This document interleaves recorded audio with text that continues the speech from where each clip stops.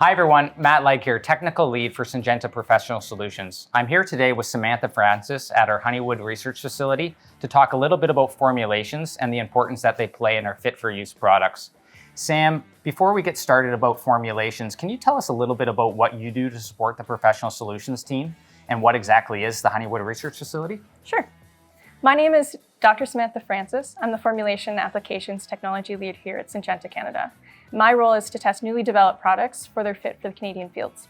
I work at the Honeywood Research Facility, where Syngenta has been conducting research for over 50 years. So Sam, I'm inspired to be here today to take our customers a little bit behind the scenes to understand more about what goes into a formulation. I get a lot of questions from customers about formulations in regards to what can I mix together, what exactly a formulation is, shelf life stability. I thought that maybe you could dive into those a little bit deeper and give us a greater understanding. Sure, sounds good.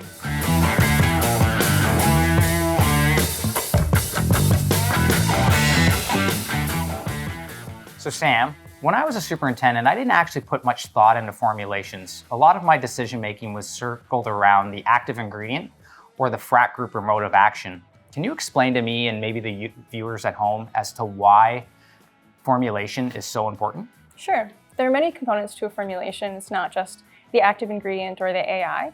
Although an AI is very important for the target pest, weed, or pathogen, it's not usable alone. There are many ingredients that will help disperse or dissolve an AI in your spray tank. For example, this is fludioxonil. It's a solid AI, and it doesn't dissolve in water, so we can't just add it to a spray tank alone. So why don't you show us firsthand what happens when we add the fludioxonil to a water carrier? Sure. So, as you can see, when we add fludioxonil to water, it actually floats on top of the water, and this is what we call hydrophobic. It does not like water. But when we add a surfactant to it, you can see it starts to disperse the solid particles in the water. And is most of our active ingredients hydrophobic to commence with? Yeah, many of them are. And many of our active ingredients are solid products like this. So now that we know a little bit more about what a formulation is, can you explain to maybe the viewers what are the steps that the Syngenta formulation team might use to take a raw active ingredient all the way through from conception to a finished product? Yeah, so the type of formulation or how it's formulated really depends on the active ingredient's properties. We start with a raw AI and then we add in various ingredients or inerts to give the formulation the properties that we need, as well as to help have the AI distribute through the tank so that's usable. For example, this is a thickener, and thickeners are used to help suspend solid particles of an AI in a formulation so that they're evenly distributed throughout the jug. Antifreeze is often important when we have a product that has a fairly moderate freezing point, especially under Canadian conditions. Surfactants are another example of an inert that we use in many of our formulations because they have many properties. They help with the emulsification of the active ingredient, but can also help with the penetration of the active ingredient into, for example, the waxy surface of a leaf or an exoskeleton of an insect. So we talked about what a formulation is and some of the components that might go into creating a finished formulation. But when a consumer reaches for a jug of product, they might find it in various forms. Can you tell us a little bit about the finished formulation types that we might see? Yeah, of course. There are many different types of formulations, and being able to recognize these formulations is important. So you can often find the formulation type listed on the label or in the product name itself. We have, for example, some dry products. They're known as WDG or water dispersible granules. We have suspension concentrates or SCs, and these are typically water-based formulations with suspended dry AIs. We also have solutions or soluble liquids, SN or SL, and these are typically formulations where the active ingredient is dissolved in the carrier.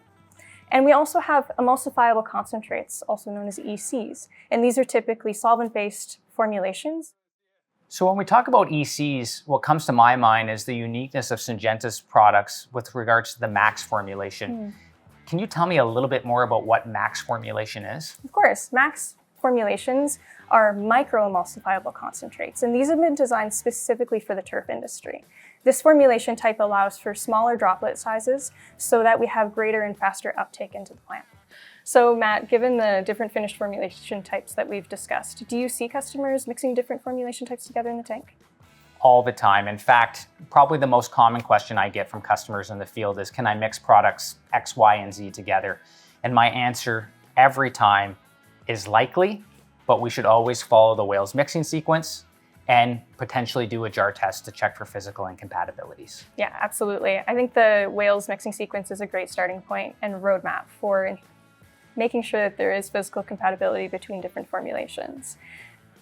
Although we robustly test the compatibility between many of our formulations, we always recommend that a grower or applicator will do their own jar test prior to mixing in the tank. So Sam, it's been really inspiring here today to learn a little bit more about what goes into a formulation and the steps that are taken here at Honeywood to do that. Can you kind of summarize for us then what this all means when a customer grabs for a Syngenta product off the shelf? From a formulation science perspective, it means that the products have been developed and tested to robustness to make sure that our products have the best possible experience in the field when used by our applicators or growers. That's great. Thanks, Sam. And thank you everybody for joining us today at the Honeywood Research Facility as we understand a little bit more about formulations.